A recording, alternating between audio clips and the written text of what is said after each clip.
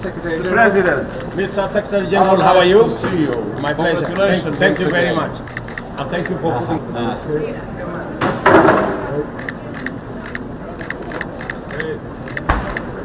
Mr. Secretary General, thank you very much. Thank you very much. Let's go in.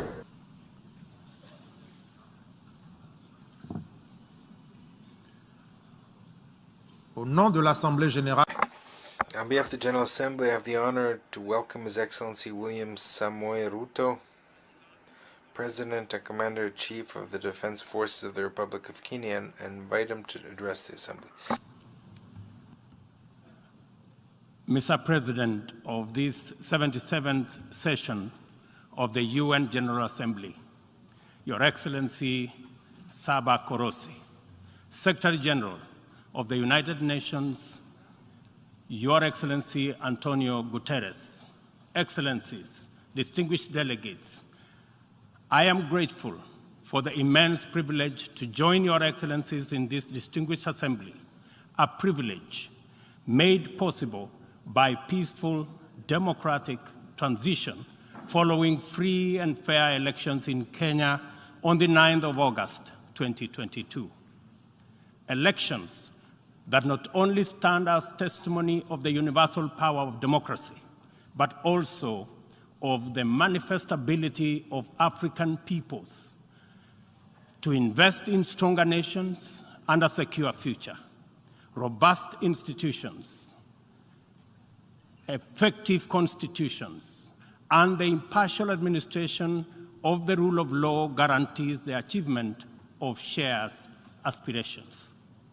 This 77th session of the UN General Assembly comes at a unique moment when the entire world is struggling with multiple grave challenges that include regional conflicts, the COVID-19 pandemic, the triple planetary crisis, food insecurity, and the rising cost of living. I take this opportunity to congratulate you, Mr. President, on your election to preside over this session, and to express my confidence that your wealth of experience offers us significant assurance of your good leadership. Your motto, solutions through solidarity, sustainability, and science, succinctly captures with particular resonance the urgent imperatives of our time. I assure you of Kenya's firm support and cooperation during your tenure. I further take this opportunity to commend your predecessor, His Excellency Abdullah Shahid, for his bold steps in steering the United Nations community and for ensuring its business continuity under the unprecedented circumstances occasioned by multiple global threats, such as the COVID-19 pandemic. Excellencies, human well-being is under grave threat. The health of the planet requires urgent attention. The immense pressure exerted by conventional threats such as climate change, the global food crisis, terrorism, cybercrime, and armed conflict has been compounded by unprecedented, devastating disruptions due to COVID-19. I express my approval of the theme for this session, a watershed moment, transformative solutions to interlocking challenges. Because it boldly signals the window of opportunity we now have to escalate our engagement from firm consensus to decisive action. In many respects, the COVID-19 pandemic stripped us of many illusions and exposed stark justice and solidarity deficits in the face of existential crisis. It brought into sharp focus the global economy's two-lane highway, repressively patrolled by a rising tide of exclusionist nationalism, a specter that undermines prospects of collective action and significantly impairs the resolve of the international community to guarantee fundamental rights, including safety and dignity of the world's vulnerable majority. It is also for this reason that many nations, especially from the global south, now advocate for the democratization of the global governance and a reimagined multilateralism that is inclusive and works for the good of all. Kenya stands ready to work with other nations to achieve the Pan-Africanization of multilateralism and a more just and inclusive system of global governance. It is important to reflect on these matters as we do our best to get our people, enterprises, and industries back on their feet so that the engine of development can power our societies towards prosperity that actually leaves no one behind. Building back better is the universal rallying call to incorporate lessons learned into doing more in a better way to recover from the shock.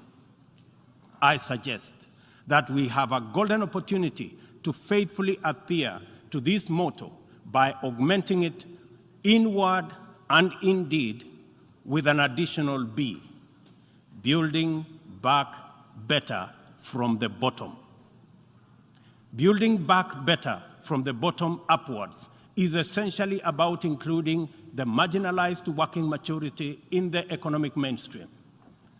The bottom millions relentlessly wage their daily battle for survival in a crowded arena characterized by scarcity of opportunity and generally precarious existence. The ingenuity, optimism, resilience, and energy in this ever-bustling bottom is sometimes called hustling. Invisibly to policymakers and beyond the reach of many public services, these hustlers take nothing for granted, surviving overwhelming odds and frequently succeeding greatly. In the words of Abraham Lincoln, things may come to those who wait, but only things left behind by those who hustle.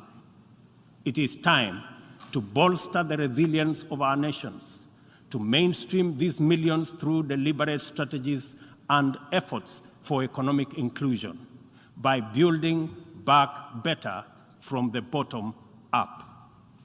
The interlocking challenges of conflicts, triple planetary crisis, and the global food crisis have impeded our momentum and obstructed our focus on achieving fundamental transformations towards sustainable development.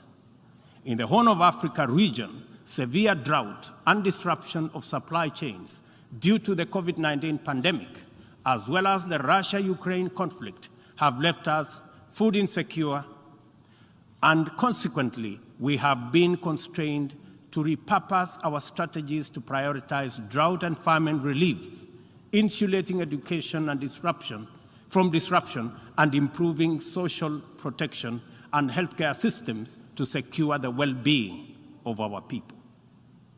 Many countries now bear witness to the unsettling phenomena of rivers, canals, and water reservoirs that are drying up on account of drought and heat waves occasioned by climate change. Kenya is no exception. The northern arid and semi-arid rangelands of our country have been gravely impacted by drought, whose severity has not been seen or experienced in 40 years. 3.1 million residents of these atolls are now severely food insecure on account of scarce rainfall over 3 consecutive seasons,